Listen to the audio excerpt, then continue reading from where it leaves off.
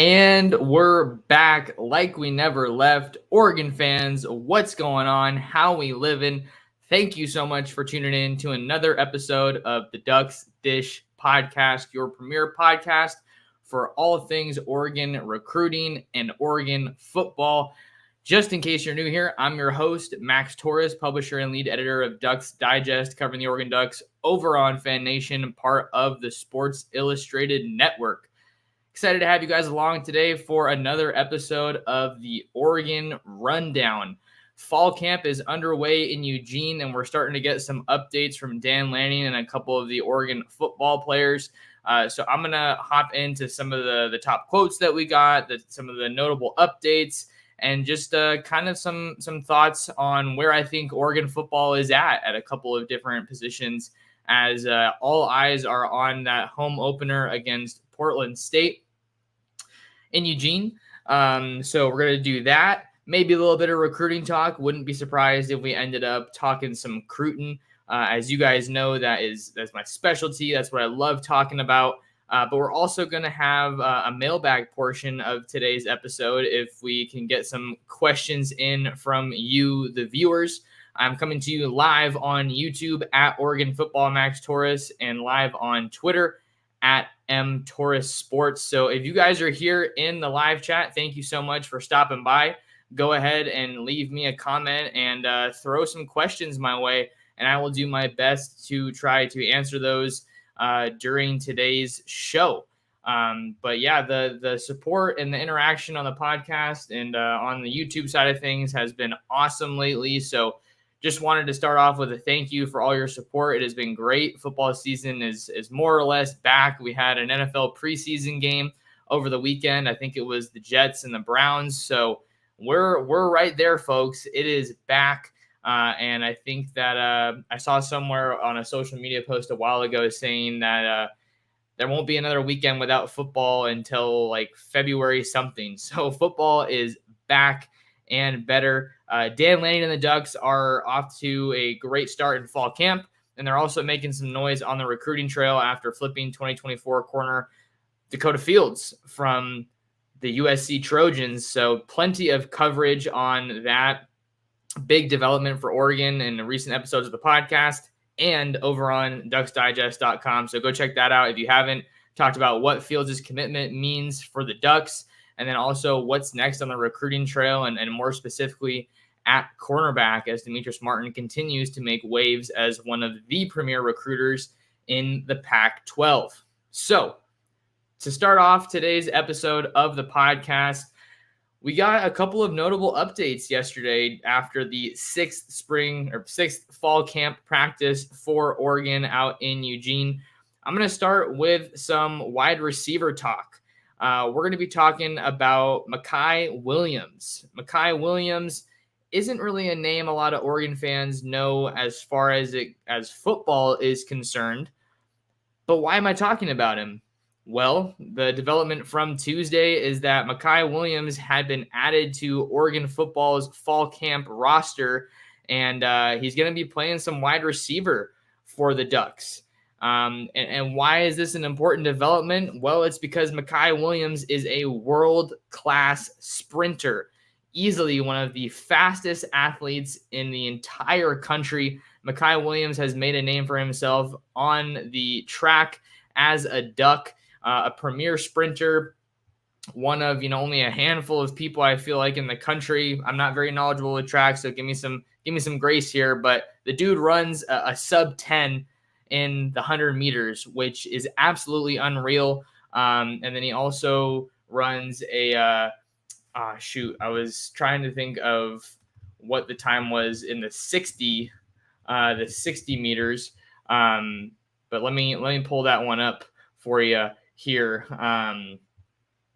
Let's see. Last season at the Texas Tech Open, he recorded a winning time of 6.49 seconds in the 60 meters. So this guy has some serious wheels. And I wrote a story about it over on Ducks Digest, and I got some comments from Dan Lanning about this addition and kind of what Makai Williams brings to the table, and a little bit more insight on the process. Lanning saying, quote, Makai wanted to play football and we wanted to give him a chance to see if he can. It's been a long time. He hasn't really played since his freshman year of high school, but you can't coach fast. He's fast. We'll see what he's able to do out there for us. So Makai Williams hasn't played football since his freshman year of high school, but this is definitely a very interesting development for Will Stein, Junior Adams, in the entirety of the Oregon offense. Makai Williams, in case you don't know him, he actually is a native Oregonian. Hometown is Portland, and he attended Benson High School. So this is an in-state guy, and as we've kind of said with Oregonians that go on to play football for the U of O, just means a little bit more. So I think this is an awesome addition. It's low risk, high reward kind of a deal.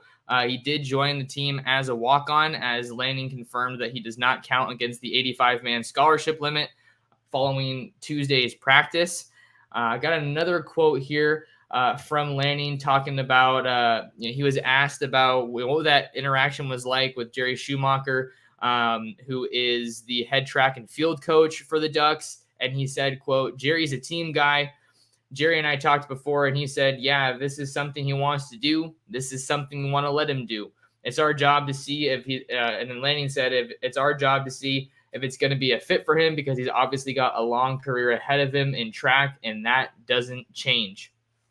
So just an exciting addition, not a storyline that you see super often in the Oregon football space, at least not of late. But hey, Oregon's no strangers to having dual sport athletes that succeed in football and track, specifically sprinters. You have LaMichael James, you have Devin Allen, you have LaMichael James as guys who have come to Oregon and had success on the football field and in the track and field program. So Makai Williams, is going to be trading in his track and field spikes for some football cleats this fall, as he is going to be suiting up for the Ducks. But ultimately, you kind of ask yourself, okay, this is a cool story and everything, but can this guy really play? Is this someone that we could see suiting up for the Ducks in a game this year? Well, my immediate reaction off the top is probably not. Let's pump the brakes. The guy hasn't played football since his freshman year of high school, like Lanning said. But obviously, he's a tremendous athlete if he's putting up the times that he is. And like I mentioned, it's a low-risk, high-reward addition. Oregon's wide receiver room is absolutely stacked, so there's going to have to be quite a bit of competition that he's going to have to overcome to ultimately see the field, unless the Ducks can, get into some blowout games and get some of those reserves, guys that are lower down the depth chart, into the game on offense. I talked about how Oregon is not a stranger to having guys succeed in football and track. We have to mention Roderick Pleasant as well, right? The true freshman cornerback is in Eugene going through practice with the Ducks. And this is one of the guys that has a bunch of hype in this 2023 recruiting class. Roderick Pleasant attended Gardena, California, Sarah, before he ended up in Eugene, the same school where the Ducks just landed a commitment from Dakota Fields. And Roderick Pleasant is the California state record holder in the 100 meters. A little bit slower than Makai Williams, at least as of right now. If you're looking at the times, I believe his junior year, he set the state record with a time of 10.14. Kyler Casper was asked about Makai Williams on Tuesday, and he was saying that, or it was either Makai that he was asked about or Roderick, and he was saying that the two guys have to line up to see who is the fastest on the team. So just an exciting development for Oregon, kind of a fun story to start things off with on today's episode of the Ducks Dish podcast, the Oregon Rundown. But we're going to keep it in the wide receiver room with our next little tidbit. We're going to be talking about Kyler Casper. Kyler Casper is a redshirt freshman wide receiver that came to Oregon from the state of Arizona, and he had a little bit of an interesting journey to Oregon, let's call it, right? He ended up committing to Oregon as one of the top wide receiver recruits in the class of 2023. Also was considering Tennessee at the time. And this was a huge win for, at the time, Kenny Dillingham, Dan Lanning, and the rest of this Oregon staff, certainly Junior Adams. And I think that Kyler Casper might be a receiver that some Oregon fans might have forgotten about a little bit, right? if you followed my work, I obviously covered that recruitment a whole lot after he announced his commitment. But what ended up happening is Kyler Casper reclassified from the 2023 class to the 2022 class, arrived in Eugene just about a year ago today, in time for fall camp, and he was kind of drinking out of a fire hose, right? Did everything that he could to hit the ground running, but there is a lot that goes into that transition from the high school level to the college level. He had to get the signals down. He had to get the offense down. He had to get the speed of the game down. He had to get to that level of competing with other guys, in his class and other guys who had already been at Oregon. So all of that to say, Kyler Casper didn't play much of a role in Oregon's offense as a true freshman in 2022, was able to get a full season under his belt, and he has now more or less gotten an entire offseason to work with to help him get up to speed. And I think he is a guy who could definitely be ready to make some noise this year for that Oregon offense and Junior Adams at the wide receiver spot. Dan Lanning was talking about Tuesday's practice and mentioned that Kyler Casper had a big play, a big catch in their 2-minute drill portion of the practice. So you're seeing him make some of those big plays in those crucial situations. We all know how important the 2-minute offense is, and I think that is an area where Oregon grew last year behind quarterback Bo Nix, a guy who is kind of becoming known at Oregon for clutch plays and big moments. So I think that is definitely a good development that you want to hear about Kyler Casper. And I talked about how I think he's a guy who can make some plays for Oregon's offense this year. I really think that Kyler Casper is a sleeping giant because he is just a unique type of player, and he brings something to this Oregon offense that nobody has, and that's a 6'6", 207-pound frame, which is obviously incredibly unique. He's without a doubt the tallest wide receiver in Oregon's wide receiver room, but you don't need me to tell you that height isn't all it takes. You can't just be some tall receiver or tall player at any position and expect to find the field. I don't think that's how it works. But the reason that I'm excited about his upcoming season is because he's had time to really settle in.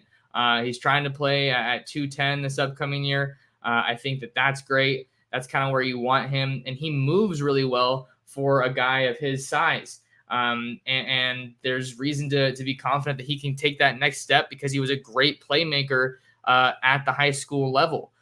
He was a matchup nightmare for virtually any defensive back that he went against. And it's also worth mentioning that as excited as I am for Kyler Casper in 2023, Oregon doesn't need him to have a big year. Why is that? It's because this Junior Adams wide receiver room is stacked with talent from top to bottom. Troy Franklin is obviously the talk of the room, and deservedly so. He landed on the Biletnikoff Award preseason award watch list for the best wide receiver in college football. That wasn't much of a surprise. The Ducks haven't had a 1,000-yard receiver since Dylan Mitchell, if memory serves, and I think Troy Franklin was right around 897 yards last year, so just shy of that mark, but I think that he should definitely be able to hit it in 2023. Second year with Bo Nix. He's obviously going to be a big focal point of the offense in 2023. So you have Troy Franklin, and then you have a trio of transfers that come in. Trayshawn Holden comes in from Alabama. Tez Johnson comes in from Troy. Gary Bryant Jr. comes in from USC after Junior Adams recruited him to Washington out of high school in the class of 2020. So you have a bunch of experience there, but then you also have Chris Hudson, and he was a pretty reliable guy for the Ducks last year. He had some drops and some big moments, but I think he's a guy who's also poised to take another step in his game and become a reliable option for Bo Nix in that Oregon offense. And then you also have guys like Justice Lowe, who is a former in-state guy, former Utah commit that Junior Adams was able to flip late in the 2022 recruiting cycle. He's a guy who's kind of flown under the radar, but I think you're hearing some good buzz about Justice Lowe in that wide receiver room. And then we haven't even talked about the 5-star freshman, Jurion Dickey. Jurion Dickey got some guys really, really excited. Got fans really excited about his upcoming freshman season after there were some highlights that were posted by Oregon on social media, and he had a one-handed grab, really exciting play as he was donning that number 99. What a special number for a wide receiver. But Jurion Dickey is another guy that I'm excited about in this wide receiver room. I feel like I'm saying that about everybody, but he's a Bay Area guy, so maybe I have a little bit of bias there, being a fellow Bay Area native. But he was only able to play a part of his senior season after an injury cut it short. I think he only played 4 games, but it seems like he's really hit the ground running. And it doesn't appear that injury is going to hamper him maybe as much as I thought it might have.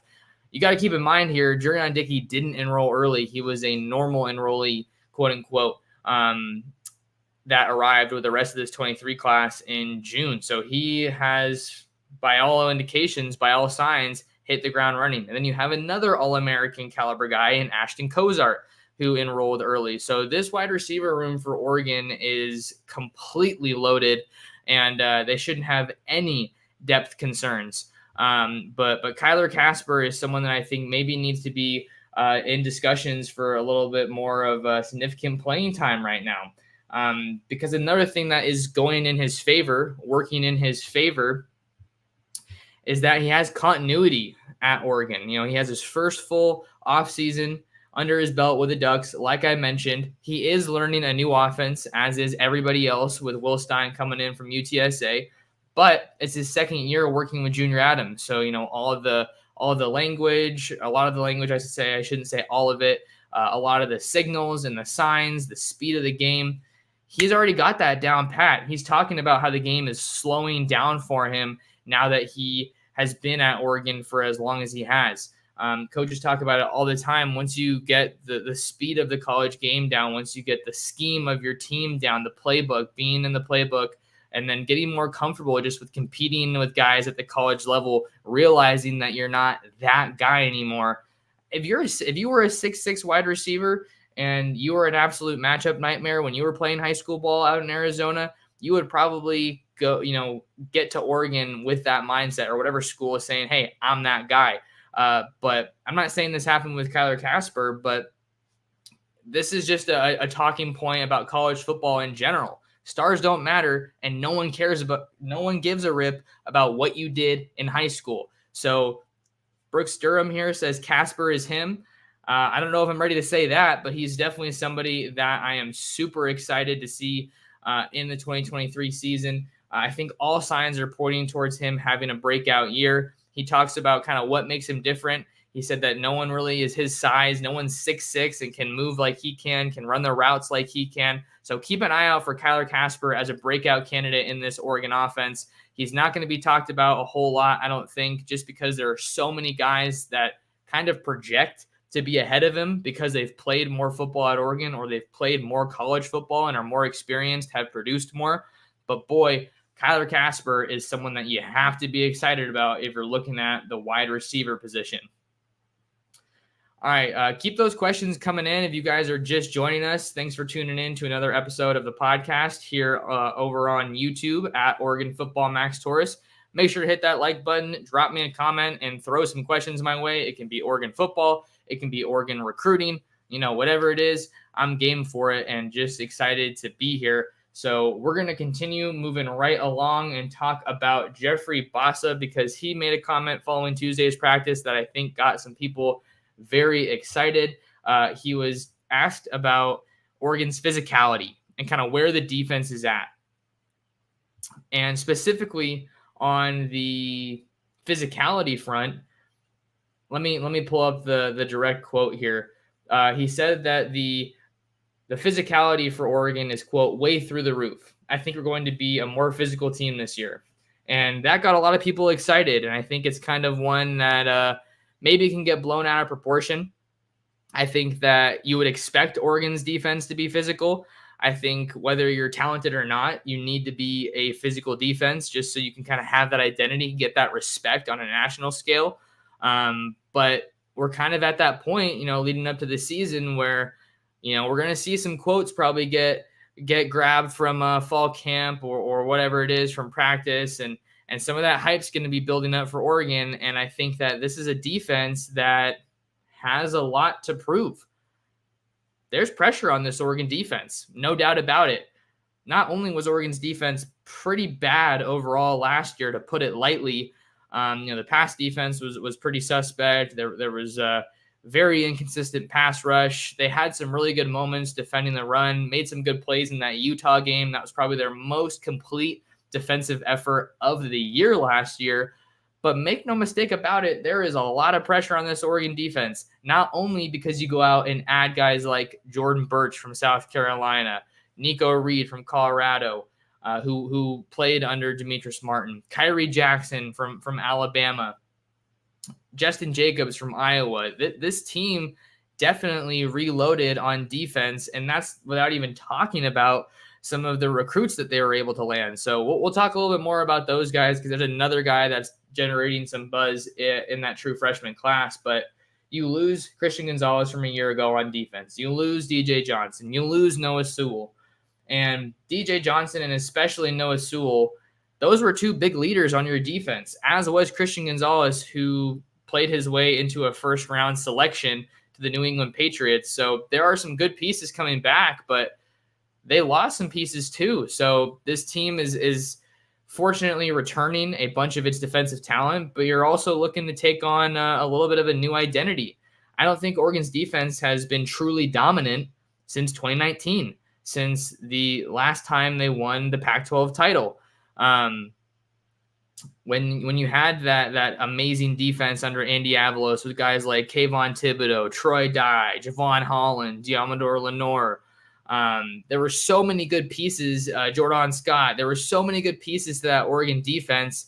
And I think ever since then, the Ducks have been consistently working, trying to get back to that standard, trying to get back to setting the bar at that level. And it just hasn't been there. 2021, you had some flashes. You go out to the shoe and you beat Ohio State.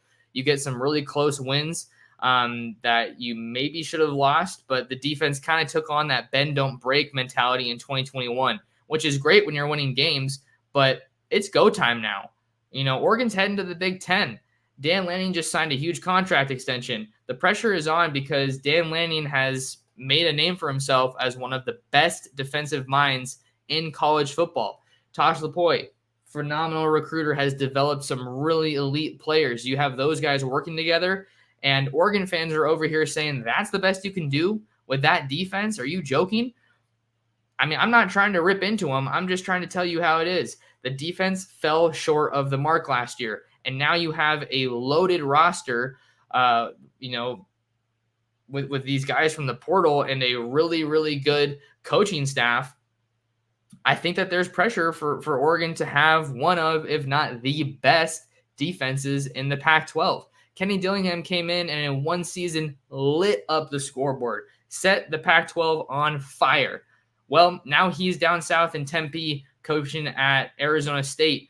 But hey, you still have Bo Nix and you have Will Stein, who has, so much promise as a young offensive coordinator. I think that if I'm the Oregon defense, I'm looking at what the offense did last year and saying, hey, it's our turn. Let's let the defense be the story of the team this year. Sure, Bo Nix is the face of that team right now, more or less. He's someone that's going to be in that Heisman conversation. But Oregon's defense, I think, could very well be what determines how far they go this year. Sure, you can talk about Bo Nix taking them as far as you can, the offensive line being a huge part of what they're going to be able to do with Bo Nix returning for his final college season. But the defense is part of what really held this team back last year, excuse me. So they have all the pieces there on the roster. You have a stellar coaching staff, a lot of guys that Lanning has worked with. And there's plenty of reason to think that they can turn it around. But now it's time to see it. Portland State won't tell us very much. It'll tell us, hey, this defense can go play a college game. That game in Texas Tech, in Lubbock against Texas Tech, that's going to be where we really see what this Oregon defense is ultimately made of and what they're going to be able to do, I think, in the bigger picture in 2023. Speaking about defense, I have two more notes, and then I'll get to some questions, seeing some of those coming in the chat. So I'm going to go ahead and star those. Definitely excited to see that there are a lot of questions coming in. So make sure you guys keep those rolling, and I'll do my best to get to them. Another update on Wednesday. Oregon running backs Noah Whittington and Bucky Irving landed on the Doak Walker preseason award, the Doak Walker Award preseason watch list. And this really shouldn't come as a surprise to anybody, right? especially for Bucky Irving, who had a 1,000-yard season last year and just was an absolute tank for the Ducks. The Bucky and Noah make Oregon one of only 11 schools that had multiple backs on the watch list. You have schools like LSU, Michigan, Ohio State, Penn State, Tennessee, Wisconsin, and Colorado that also had multiple backs that were on that preseason award watch list for the Doak Walker Award. A total of 75 players, but Bucky Irving really made a name for himself in the one season he's been in Eugene since transferring over from Minnesota. He's number 3 in Oregon single-season history and 4th in the Pac-12 with 6.7 yards per carry. Last year, he rushed for 5 touchdowns and even chipped in 3 receiving touchdowns as well. Averaged just over 80 yards per game on the ground. So Bucky Irving was one of the most consistent pieces of this Oregon offense a year ago. And, people I'm talking to around that program tell me that they think he's a generational running back. And he has been phenomenal for the Ducks, and Carlos Lachlan, who definitely needs a whole lot of credit for this running back room that he has established in his 1 year in Eugene. Also added a couple of running backs from the prep ranks in 23. The one that we want to talk about the most right now is Dante Dowdell out of Mississippi, and then Jaden Lamar out of Washington, who was a late flip from Notre Dame. And then you also have Noah Whittington, who played in all 13 games during the 2022 season at Oregon, rushed for a career-high 779 yards and 5 touchdowns. And then he also added a little bit in the receiving game and the passing game, 169 receiving yards and a touchdown. So Bucky Irving and Noah Whittington could very well be one of the best running back duos. I think they're one of the best running back duos in all of college football. They're an awesome 1-2 punch, and I think they really do have a lot of similarities in their games. They're both physical. They're both fast. They're playmakers. They have plenty of wiggle in their game. And I really think that they were kind of used as a 1A, 1B type of scenario. I can't remember the exact number off the top of my head, but I think Bucky Irving only had like 20 more carries than Noah Whittington during the 2022 season. So I think Bucky is obviously the guy at running back, but Noah Whittington is widely viewed as the fastest guy in that room, and that dude has tree trunks for legs. If you've seen pictures of him, that dude has stayed in the weight room since the end of the 2022 season, and both of those guys were also incredibly durable for Oregon. I don't think either of them missed any time if memory serves, but you also have Jordan James in that backfield, who played a substantial amount as a true freshman, former Georgia commit out of the state of Tennessee that flipped to Oregon following the hire of Dan Lanning. So this running back room is absolutely phenomenal. The rich get richer. The tradition of amazing running backs at Oregon is not going to be slowing down anytime soon. And the Ducks already have a commit in the 24 class in Washington, D.C., St. John's running back, Dejon Riggs. So we will see if Oregon is able to make some noise in the Doak Walker conversation. You'll remember they had Byron Cardwell on the preseason award watch list last year, but then he only played in 2 games before taking a redshirt year and ultimately transferring to Cal ahead of the 2023 season. So maybe it doesn't mean a whole lot, but hey, they're at least in the conversation as some of the best running backs in all of college football. All right, what else did I have here? Last note, and then we'll get to some questions. Mateo Uiagalelei, true freshman edge rusher for the Oregon Ducks out of St. John Bosco in Bellflower, California, national champions in the 2022 season. He's making some noise, man. He's really making some buzz, generating some hype out there in Eugene. Mateo Uiagalelei is picking up the scheme. According to head coach Dan Lanning, he said that's part of what's made him so effective in the short amount of time that he's been at Oregon. He was an early enrollee, and he looks like he has been hitting the weight room as well with Wilson Love. This is a guy who's 6'5" and probably north of 260 pounds, even as a true freshman. One of my photographers got a great picture that I put over on Twitter, some nice pictures of Mateo and what he's been able to do as a true freshman at Oregon. So let me go ahead and just share some of these photos for you guys real quick. But yeah, Mateo is a guy who I think is really on track to carve out a significant role at Oregon, even as a true freshman. Here are the photos from my guy Keenan of Mateo going against freshman tight end Travis Brashear. And I think this is a rep that you would expect him to win. I think that Brashear is a walk-on. But it's exciting to see a guy like Mateo generating buzz, especially at the edge rusher position. You know, Oregon probably hasn't had this kind of a hype behind a defensive lineman since Kayvon Thibodeau in the 2019 class, excuse me.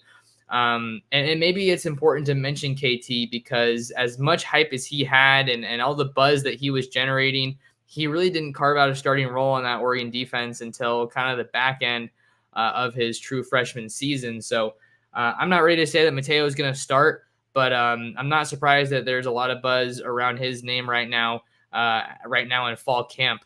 You do have some other really talented guys that the Ducks brought in at edge rusher. Obviously, Jordan Birch is one of them. And then Blake Purchase out of Colorado and Ashton Porter out of the state of Texas. Those are two other guys that I think you have to keep an eye on. And then Tatum Tuioti. I heard that he's added 30 pounds since getting to Oregon, and that's a coach's son, so his technique is going to be a very strong piece of his game. He spent his senior year at Sheldon in Eugene, and the people that I've talked to around the program have been very high on Tatum Tuioti, and really wouldn't be surprised if he's able to play some significant snaps this upcoming year for Dan Lanning on that Oregon defense. So Mateo Uiagalelei, he's doing his thing and making some noise, and he's kind of the headliner of Oregon's 2023 recruiting class from a defensive standpoint.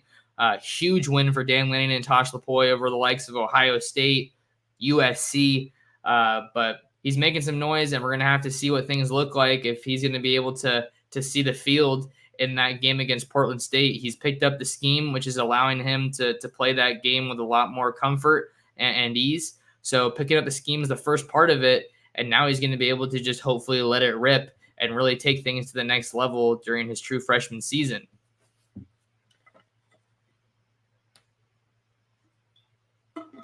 All right, we're going to shift things now to our mailbag portion of the show. So we already have some questions in, but if you guys have some more questions, definitely go ahead and throw them my way in the chat.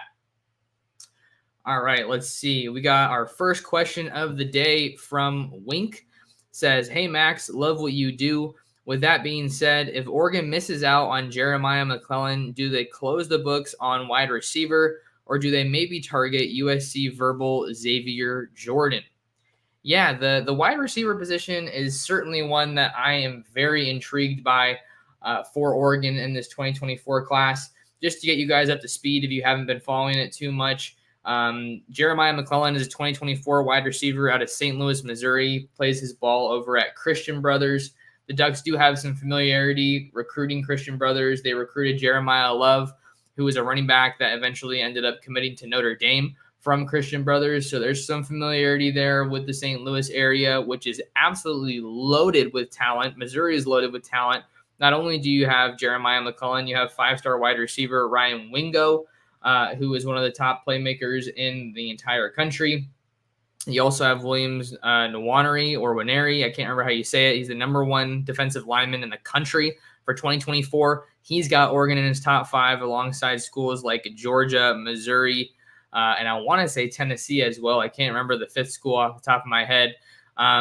But if Oregon doesn't get Jeremiah McClellan, who is slated to announce his college commitment on August 13th, and choose from a top five of Oregon, Missouri, Ohio State, Georgia, and LSU, things get pretty interesting at wide receiver for Oregon. They already have Jordan Anderson in the fold. They already have Dylan Gresham in the fold, two of the top wide receivers from SoCal. Then you also have Jack Ressler from Modern Day and Santa Ana. He's in the fold. But things are interesting for Oregon from there because there's not a lot of top West Coast guys that they're still in the running for. Jeremiah McClellan, after Ryan Pelham from Long Beach Millikan decided to commit to Lincoln Riley and the USC Trojans and stay home, Jeremiah McClellan became the guy that they were going all in on. Really the name to track there after after Pelham announced his commitment to USC. So let's look at this hypothetical. If Jeremiah McClellan doesn't commit to Oregon, looks like Ohio State and Missouri are heavily involved there. You'll remember that Jeremiah McClellan didn't make it out to Oregon for Saturday Night Live as he was previously scheduled to. Man, I think that Oregon could potentially circle back on some other wide receivers that they have recruited in this class. I'm just looking at the guys that they've offered right now, and one of them that comes to mind is Malachi Durant from Graham, Washington, Graham Kapowsin High School. He's a 6'2", 160-pound wide receiver that's currently committed to Oregon State. I know he was loving Oregon, and I wouldn't be shocked if he was able to, if he heard Oregon out on that front. So he could maybe be an option if you're looking to flip some guys. I think Xavier Jordan is a USC guy through and through. I mean, I covered that recruitment before I remember I interviewed him right before he committed to transfer to Sierra Canyon. And this is a guy that loved USC. Oregon was able to be a relatively early offer before his stock soared on the recruiting trail. But then you had the USC offer, you had the Oklahoma offer, you had the Ohio State offer, you had the Washington offer, and there were just so many schools that got in the mix. But as I saw him throughout the spring on the 7-on-7 circuit, it was always USC that he was really, really fond of. That seemed to be the school that obviously had the momentum for him. So I don't really think that they maybe target USC verbal Xavier Jordan, but if you're going to try to flip a guy, he would definitely be one of the premier targets there. Another guy that could be interesting is Roger Saliapaga. Roger Saliapaga is a wide receiver out of Orem High School in Utah, where the Ducks found Noah Sewell, former 5-star linebacker in the 2020 recruiting class that they signed alongside Justin Flo. Roger Saliapaga, he was listed as a tight end on 247, but he's also listed on 247 as a wide receiver under Oregon's 2024 wide receiver offers. So that kind of just put the idea in my mind. This guy's listed at 6'4", 195 pounds, which is relatively undersized if we're looking at tight end recruits, right? And Oregon already has a number of tight ends in the fold in the 2024 recruiting class. You have AJ Pugliano, who's an in-state guy from the Medford area. And then you also have Cade Catton from Manville, Texas, 6'5", 250 pounds, just committed to Oregon about a week ago. You also have Jackson Ford out of Melissa, Texas, 6'5", 230 pounds. So maybe you kind of take it in that direction of if Oregon is going to really turn up the heat on Roger Saliapaga, he is not going to be viewed as a tight end. That's just a hypothetical in my mind, all right?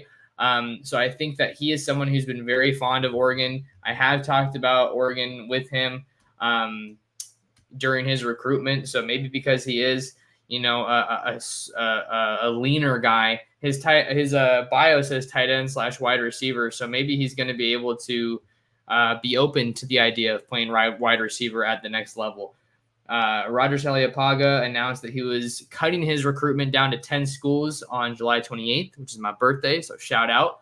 Roger Saliapaga is working from a top 10 of Oregon, Utah, Washington, Tennessee, Baylor, Miami, Iowa, UCLA, Auburn, and Alabama. And Dan Lanning has really made Utah a priority on the recruiting trail. And I think that Utah and Missouri are two of those states that you're really going to see Dan Lanning prioritize, not only because he's a Missouri native, but because of the talent that you also see coming from the state of Utah on Oregon's roster. Jeffrey Bassa projects to be a starting linebacker, former safety from the state of Utah. Jackson Powers Johnson, maybe this team's leading candidate to start at center and follow in Alex Forsyth's footsteps. Devin Jackson is not a Utah native. He's actually from Nebraska, so let me back that one up. But I think that he could be an interesting guy, Roger Saliapaga, if Oregon does, in fact, miss on wide receiver Jeremiah McClellan here in the 2024 class. But all that said, I don't think that wide receiver is a pressing need. If they are to miss out on him, you're going to lose Troy Franklin, obviously. I think Tez has another year. Gary Bryant has some eligibility or left over. So you could also go back to the portal if you need to, should Oregon find themselves missing out on Jeremiah McClellan. Question from David. Will Nix run very much this season? Yeah, I would absolutely think that Bo Nix is going to be running a lot this season. I think I say that just because he has been such an asset on the ground game for Oregon. He is a guy that you obviously scheme up run plays for, and he also has the ability to improvise. And some of those plays, if they happen to break down, or if Nix sees an opening, he's going to go ahead and hang on to the ball himself, which I think is part of what makes him so valuable as a quarterback. We only have the spring game to go off of for Will Stein's offense. But I think when you have a guy who's as versatile and as dual threat, as talented as Bo Nix, you're going to use that. That said, you can't be reckless about it. You got to have a guy who is going to run the ball and be careful, not taking unnecessary hits, not trying to gamble too much, not trying to bite off more than he can chew. And I talked about that being one of the areas that I thought Bo Nix grew the most in last year was his ability to just take what the defense gave him, not try to play hero ball every time. So I think that we're definitely going to see Bo Nix run a lot this year. But I can understand if Oregon fans are a little skeptical about that after he got hurt in that Washington game. So I think it'll happen. You just got to take the right approach to it and trust Nix that he's going to be smart with the ball and take care of it and take care of his body. Kevin P. Max, has there been an emphasis on special teams in this offseason to note? Yeah, I think they're still holding an open punting competition right now. I think Camden Lewis probably has that kicking job locked in right now. I know that their punts were not a strong suit last year. So that's definitely something that they're working to hone in on. But I think that is the only special teams update that I have from the most recent Dan Lanning press conference. But we know that the punts did not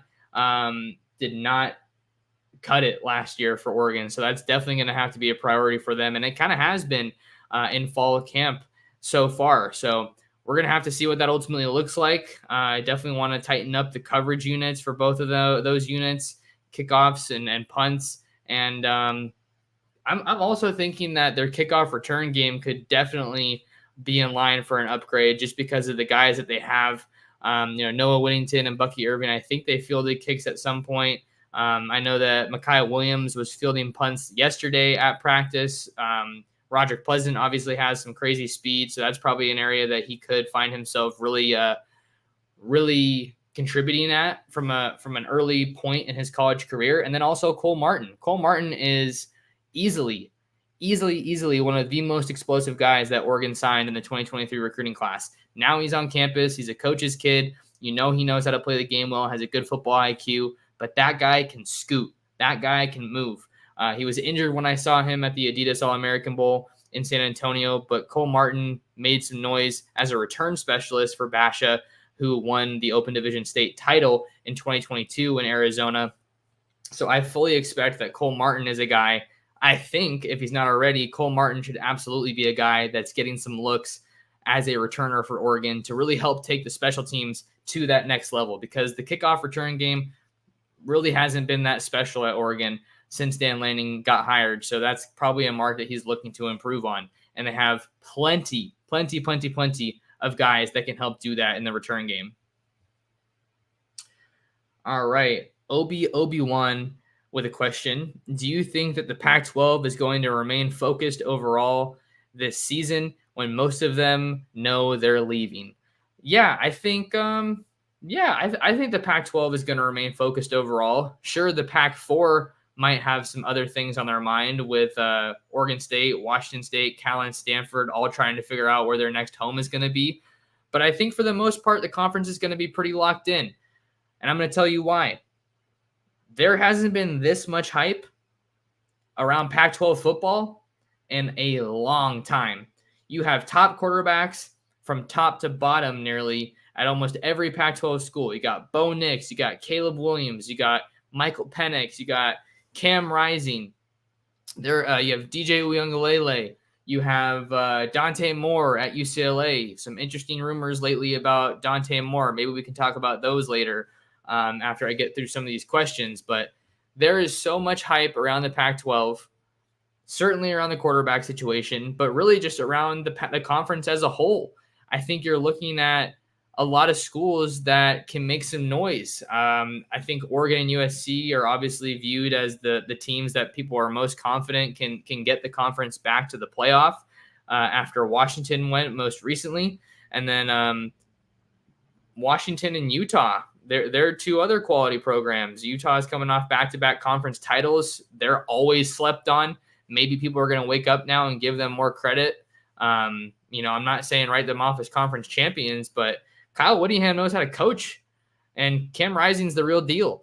So he's a gamer, and I think the Utes are a team that I'm really excited to see this year. But just because the Pac-12 is losing a lot of its schools, a majority of its schools following the 2023 season, I think people are going to be focused overall, even though that they know they're leaving. Because I think if I look at it from a player's perspective or even from a coach's perspective, I'm thinking to myself, why not just send this off on a high note? We have one more season to play as the Pac-12, and let's make it the best one yet. Kind of cheesy, sure, but players are obviously reading the headlines. They know all the hype that there is in this conference. So let's just do it for the West Coast, before the Pac-12, dissolves, as everyone kind of thinks is going to happen, myself included. Just go out there, enjoy the game, and play one more great season of Pac-12 football. All right, what else do we have here? What other questions do we have? Wink with another question. Do you think Oregon is still recruiting James Madison II? James Madison II is absolutely an interesting guy to keep an eye on at wide receiver for Oregon. In case you don't know who James Madison II is, he plays at St. Thomas Aquinas High School in Fort Lauderdale, Florida, one of the most storied programs in the country and certainly a top program in Florida every year. James Madison II is currently committed to the University of Missouri, had 31 reported scholarship offers at the time of his commitment, and he chose the Tigers from a Final Five that also included Florida State, Michigan, Louisville, and, wait for it, Oregon. I think that James Madison is a guy to keep an eye on for Oregon because Dan Lanning and James Madison are both natives of Kansas City. And James Madison right now is kind of one of those crown jewels of Eli Drinkowitz's Missouri class. He committed to Missouri on the 4th of July. But like I mentioned, like we had that question earlier, if Oregon misses out on Jeremiah McClellan, do they still recruit? Where do they go from there? I think that James Madison is a guy who loves Dan Lanning. I want to say at one point during his recruiting process, when I talked to him, he said that he probably had the strongest relationship with Dan Lanning of almost any head coach. So that relationship between Dan Lanning and James Madison, is part of what's going to keep Oregon, I think alive in that recruitment. That said, I think that he's definitely someone that Missouri is going to do everything they can to hang on to. But I think that Oregon could be one of those schools that could come calling and maybe shake things up. Like we talked about, Missouri native playing the senior year of ball at St. Thomas Aquinas. That is not an easy pull out of the state of Florida. I don't know. I can't confirm if they're still recruiting James Madison II, but I'm telling you that you should definitely stay on James Madison, monitor what he's doing, and follow him on Twitter. Let's see here. What else do we have here? Another question from Obi-Wan. Obi-Wan. Shout out to all the Star Wars fans out there. Question is, how much impact does the home stadium and the facilities have in the recruiting process? Yeah, this is a good question. I think when I talk to a lot of these recruits about Oregon and what stands out about the Ducks, the facilities are almost always mentioned, but they're kind of mentioned in different ways. I had a recruit recently tell me, the facilities are great, but every school has top-notch facilities. I'm sure Oregon has a couple of features that not many people know about that they kind of keep up their sleeve to try to entice recruits, right? Because they are state-of-the-art. The Hatfield-Dowling complex is phenomenal. But you also have guys that are saying, I like their facilities just because I like to work. I like to grind, and I want to have a place that I know I can go there and do that. And then that's where you see the strength and conditioning staff also play a big role in the recruiting process, because during the offseason, they spend more time with Wilson Love and that staff than Dan Lanning.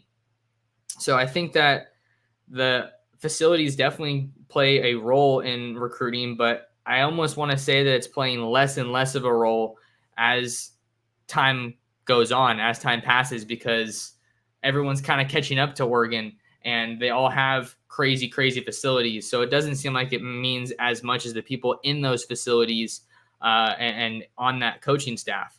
Home stadium is definitely one that carries a lot of weight and has a lot of impact. The best recruit to look at this from with an Oregon lens is Kayvon Thibodeau. Kayvon Thibodeau took his official visit to Oregon in 2018 when they beat Washington at home and took back control of that rivalry. And he called it the best atmosphere, I think, that he's ever been to. So you're not really hearing about it now because there's not games for recruits to go to. But wait till the season comes around and you're going to see recruits raving about the energy and atmosphere at Autzen Stadium. I think home stadium plays a very significant role in the recruiting process because that's where these guys are going to be playing their college ball. That's where they're going to be running out of the tunnel on Saturdays and seeing fans and hearing fans scream their names. That's more or less their home for the next 3 to 4 years. So I think the home stadium absolutely has a significant impact.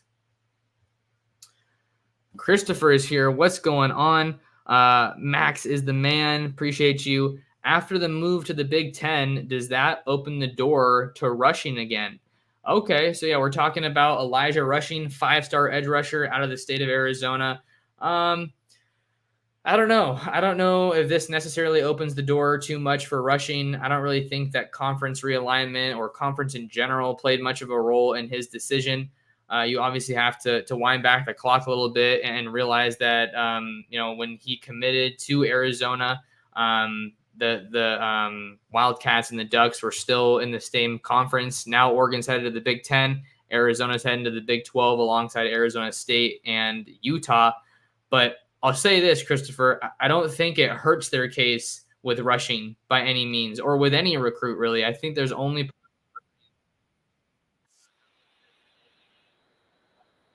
Big Ten. But yeah, I think with Rushing being from Tucson, with him being the face of that class, I just don't think that the conference move is going to be something that necessarily makes him change his mind. I think that Jed Fish has done a really good job recruiting out there in Tucson and has a good class put together for Arizona and has that program headed in the right direction. As great as the Big Ten move is, it is have a lot of positive implications for Oregon. With Dakota Fields committing to Oregon earlier this week, flipping his commitment from USC. That's the first for Oregon since their Big 12 move. But yeah, I think it certainly helps, but I don't think it necessarily opens the door for Rushing again following his commitment to Arizona. Oh yeah, the Dante news. We can put that up there. So this is an interesting one. It's all rumor. None of it is confirmed, so I'm not trying to, spread rumors necessarily. But I thought this was an interesting development once I saw that it was circulating on the interwebs. We're talking about quarterback Dante Moore, who is at UCLA, and there were some reports, on message boards that Dante Moore was, upset with his NIL situation, and reportedly already considering transferring from UCLA. So this is just an interesting development, seeing that he is a former Oregon commit. Once Kenny Dillingham took that job at ASU, Dante Moore visited UCLA, and there was a lot of smoke around him possibly flipping his commitment. I reported that it was, there was definitely some smoke there, and UCLA was worth keeping an eye on. And then what do you know? He ends up flipping to UCLA. But the rumors around, he did put out this statement, so I gotta make sure I report his side of things. Dante Moore put out this tweet saying to clear the air, these quote unquote rumors are totally false. I'm blessed and thankful to be a Bruin. I love being around this brotherhood. Hashtag go Bruins. So, an Oregon connection, seeing that he was a former quarterback commit for the Ducks, and he could still very well end up being UCLA's starting quarterback this coming year. I think that playing time definitely played a role in why he committed from Oregon and eventually landed at UCLA. UCLA is heading to the Big Ten. He's from the Midwest, out in Detroit. And then Oregon obviously had their quarterback situation figured out with Bo Nix coming back for another year. So that obviously muddied the waters for Dante Moore, but he says that he's just happy to be a Bruin. And let me tell you, if this guy can play anything like he did at the Adidas All-American Bowl in Texas, then he is going to be a star at UCLA under Chip Kelly. I really hope he gets the starting job for UCLA just because I want to see him play. He's a really, really talented guy, and he was the number one recruit according to SI All-American in the 2023 recruiting class. So who knows? I mean, even if the rumors are true, then this is the exact reason why you got to keep those good relationships, because if he does end up in the portal, then you got to make sure that you make yourself an option for a player of his caliber. Bo Nix is heading out the door after the 2023 season, and we don't really know what's going to happen. For Oregon at the quarterback spot once Bo Nix once Bo Nix runs out of eligibility. And I know Oregon fans are hoping that he heads to the NFL. That said, Dan Lanning did say that Austin Novosad has been making some strides and is doing really well in fall camp. I'm kind of interested to see what the quarterback position is going to look like for Oregon after Bo Nix leaves, because you have Ty Thompson on the roster, but we really haven't seen it from him since he got to Oregon, not in a game situation, that is. You also have Michael Van Buren and Luke Moga committed in the 2024 recruiting class. I think that Van Buren looks like the more college-ready guy right now, but he is a bit undersized. And then Moga has more of that size, but he's a little bit newer to the position and is definitely raw as a quarterback. And then you also have Achilles Smith Jr., who's committed to Oregon in the 2025 class, though. So Oregon can't rely on him being the face of their quarterback room. Because they got to find out what they're going to do in 2024. So I wouldn't be surprised if Oregon goes back to the portal hunting for a top quarterback option. It's certainly going to be an interesting deal because you got to get that quarterback situation locked down. But I think that's all I have for you guys on today's episode of the Ducks Dish podcast. Went for about an hour. Wasn't expecting to go this long, but I had an awesome time. A big thank you to all of you guys who tuned in on YouTube and got in the comments and asked me some questions. I really appreciate your guys' support and interaction, participation in the show. It is for you guys, the fan. But with that being said, make sure you lock in with me on social media. I am at mtorresports on Twitter and on Instagram. Please subscribe to my YouTube channel at Oregon Football Max Torres. It is free, and it only takes a second out of your day. Smash that like button and hit that notification bell up in the top right corner so you don't miss out on future shows covering Oregon football and Oregon football recruiting. What do you know? I didn't know we were going to get into some recruiting talk, but of course we did. So share the channel and share the Ducks Dish podcast with your friends, with your family, and with other Duck fans. And make sure you make your way over to ducksdigest.com. Until next time, thank you so much for tuning in to another episode of the Ducks Dish podcast.